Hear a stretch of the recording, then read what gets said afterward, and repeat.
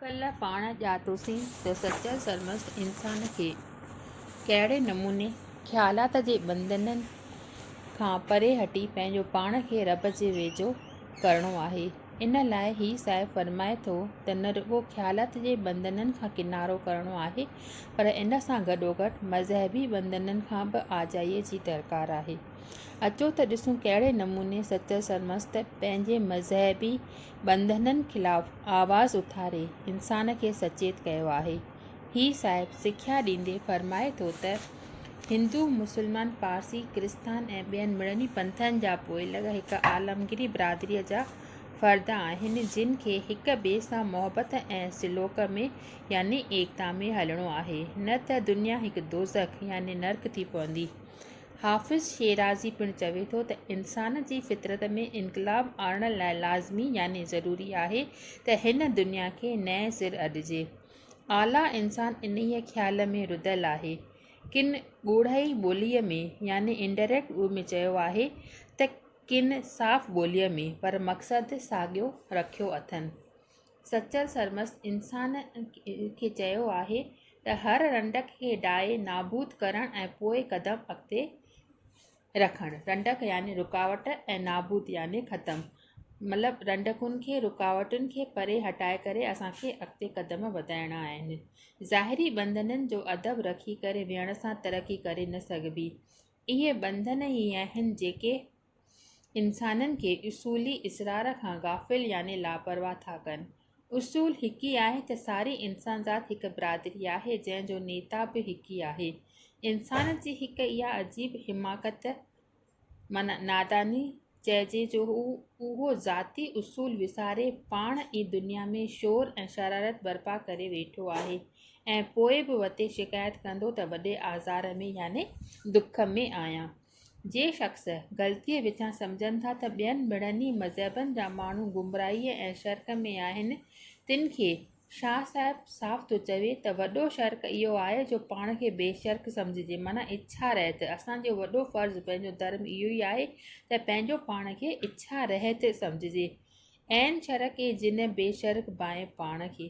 सची सियत इहा आहे त इंसान पाण खे सारी मखलूक़ात यानी काइनात सृष्टिअ सां हिकु करे छॾे, न त दाइम माना हमेशह हू अलील ई रहंदो यानी बीमार रहंदो। सदम कर सिहत जी अञा तूं अलील, नालो नाह निफ़ाक़ जो जित रब जलील। हू आखे थो, हू फरमाए थो त असांखे सिहत जी सद न करणी आहे, इच्छा न करणी आहे, असांखे हमेशह बीमार ई रहणो आहे, पर नालो नाहे निफ़ाक़ जो, उते झगड़े जो नालो बि कोन्हे जिते रब आहे, जिते परमात्मा जो वासो आहे। इहा सची सिख्या असांखे मिले थी। इन्हीअ मज़हबी मुजारे मां ई ॿिया सभु मुजारा पैदा थियनि था। मज़हबनि मुल्क में माण्हू मुंझाया, ओॾा कीन आया अकुल वारा इश्क़। हाणे अचो त ॾिसूं त राजनीतिक यानी सियासी मुंझारो कहिड़ो आहे जंहिं करे इंसान उन में मुब्तला आहे। मज़हबी मुंझारे मां सियासी मुंझारो उथे थो। सारो आलम जमा आहे माना हिकु आहे ऐं जेॾां नज़र कर ओॾां महबूब जो मुंहुं महराब आहे माना साम्हूं आहे। दर हक़ीक़त इंसान लाइ का बि मुल्की बंदिश लाज़मी नाहे। जिते चाहे हू अमन ऐं इज़त सां ज़िंदगी बसर करे सघे थो। मुंहुं मोहराब पिरीअ जो जाम सभु जहान, जेॾां मां साम्हूं ॾिसां थो उते मुंहिंजो पिरी ॾिसणु अचे थो ऐं उहो सभु हिकु जहान आहे, सभु हिकु ई आहे ही सॼो जहान, ॿ हरगिज़ कीन आहिनि। पर इंसान तंग नज़र खां तंग दायरे में रहणु थो चाहे।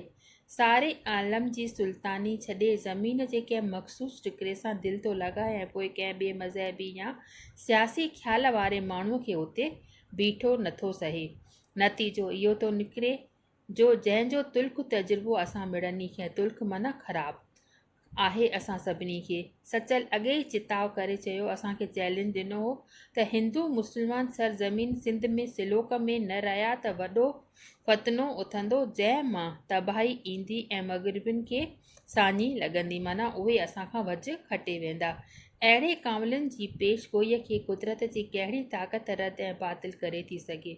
हू आखे थो त वक़्तु इहा थी वेल दुई दूर करण जी, कढ मज़हब मन मां साजर साण सवेल, हिंदू मोमन सां मिली मोहबत जा कर मेल, मतां थिए अवेल ओलह सिज न उले। अफ़सोस जो ओलह खां सिज उली वियो, पर संदसि हमवतिन खे सुजागी न आई। कामिल माण्हुनि सां इशारे में था ॻाल्हिनि त पर इहो गोश व होश किथे जो हिननि जी गुजारत खे ॿुधे या सम्झे। सचल जो आवाज़ु सुणण लाइ को बेदार माना सुजाग कन घुर्जनि जेके उन जी भाषा सम्झी सघनि। हू चवे थो त ओलह सिज न उले मथां थिए अवेल मेड़े वेंदई मगरबी माना पाश्चात्य माण्हू जेके आहिनि तारीख़ीअ में तीर तोखे ऊंदहि में छॾे हले वेंदा। छॾे वेंदे छपरी ढूंढनि संदा ढेर। छॾे वेंदे छपरी ढूंढनि संदा ढेर माना तुंहिंजे लाशनि खे छपरनि जे विच में छॾे वेंदा ऐं तुंहिंजी परवाह बि की न कंदा। मर्द ॾियनि था माम में माथी की मथेर। आलिम पुरुष जेके आहिनि असांखे ॻुझनि इशारनि सां इहो सम्झाए रहिया आहिनि। वज अथई विझ पाण में हिकु इहो ई मौक़ो अथई त पंहिंजो पाण में एके में ॿधी छॾ। नासूदी नाख़िर निपट पोइ नाबूद कर। तंहिंखां पोइ तोखे सभु ॿिए ॻाल्हियूं विसरी वेंदियूं ऐं पंहिंजो पाण खे परमात्मा सां मिलियल सम्झंदे। हेकड़ाईअ जी हेर खे तर्क करण ऐं नासूदी ऐं नाखेर खे उसराइण मां निहायत नागोरा अंगूर था उत्पन्न थियनि। इन लाइ असांखे इन्हनि सभिनी खां पासो करिणो आहे ऐं पंहिंजो पाण में एकता सां रहणो आहे।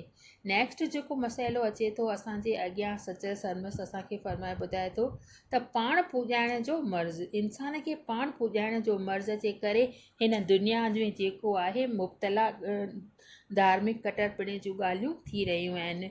हर धर्म ऐं मज़हब में मुख़्तलिफ़ फ़र्क़ आहिनि माना अलॻि अलॻि फ़र्क़ आहिनि, अलॻि अलॻि भेद आहिनि।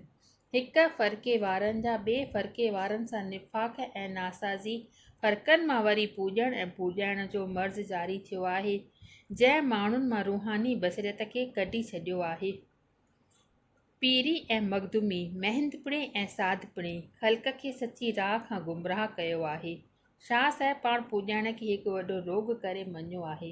हू चवे थो त पूॼा कर्म पाण खे जोगी रखज जोग ख़ल्क़ खादम जिन करी ए रावल वॾो रुख। जिन ख़ल्क़ खे पंहिंजो खादम बणायो आहे, पंहिंजो बंदो बनायो आहे, बानो बणायो आहे, इन खां वॾो को ॿियो रोग कोन्हे। इन करे पाण खे पूॼाइण जो मर्ज़ जेको आहे उहो असांखे फासाए थो छॾे। इन्हीअ करे असांखे पाण पूॼाइण खां परे रहणो आहे। ख़ल्क़ खे खादम बणाइण जो रोग घणनि ई खाम सुजड़ियनि खे विकोड़े वियो आहे। दरगाहुनि, मंदरनि ऐं मढ़ियुनि में सुजाद नशीन ऐं गादीसर सलाम ऐं सजदे वठण लाइ घाट वतन घड़ींदा। अटकलनि ऐं उस्तादनि जी वटि कमी कोन्हे। दिले, तंबूरे, सारंगी ऐं तबले जे शुगलनि खे समाह जो शर्फ़ ॾिनो थो वञे। ख़ल्क़ अॻियां कूड़ियुनि अखियुनि पूरण खे मजज़ूबी हालति या इश्तराक जो सरफराज़ लक़ब ॾिनो थो वञे। मतिलबु त पाण खे साईं सॾाइण जो मर्ज़ मकारनि खे वेड़े वियो आहे। सचल इन्हीअ मर्ज़ खे तड़े कढण लाइ पाण पतोड़ो आहे माना संघर्ष कयो आहे। इंसान खे संघर्ष करण जी चेतना ॾिनी आहे। पर मुरीद न थी तूं हरगिज़ पीर मुरीद न थी तूं हरगिज़ माणज मौज मस्तानी मखदूमी ऐं शेखी पीरी खाम छॾे ॾेखानी। सचल सरवस चवे थो त जे मञनि था आदमी से न मञा मां सचो आहियां जो बानो बेजो न थिया। नेक्स्ट जेको न आवाज़ु उथारियो आहे अमन ऐं शांती आणण जे लाइ उहो आहे पंक्ति बंधननि ख़िलाफ़ु आवाज़ु। हू चवे थो त सचल जी नज़र में कंहिंजो बि बानो थी हलणु हिकु अज़ीम माना वॾो गुनाह आहे।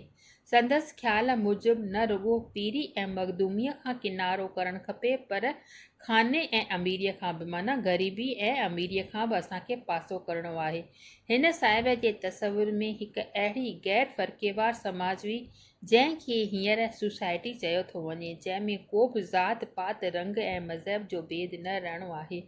हू साहिब बुलंद आवाज़ में चवे थो त फ़र्क़नि खे टोड़े रवाजनि ऐं रस्मनि खे भञी डाहे छॾियो त हिन ज़मीन ते के बेनज़ीर ऐं जीअरो जाॻंदो फ़र्दो ॾिसंदा माना सुर्ग थी पवंदी हीअ दुनिया। बानप मां ख़ैरु कोन्हे माना ग़ुलामीअ मां को बि फ़ाइदो कीन्हे।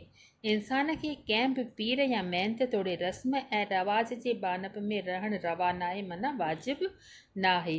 मतिलबु त हिकु सचल लाउबाली ऐं बेख़ौफ़ शाइर हो जंहिं क़दामत जो ख़ात्मो पुराणप वीचारनि खे हटाइण जे लाइ चयो ऐं हिकु नओं युग पैदा करण ते चाहियो।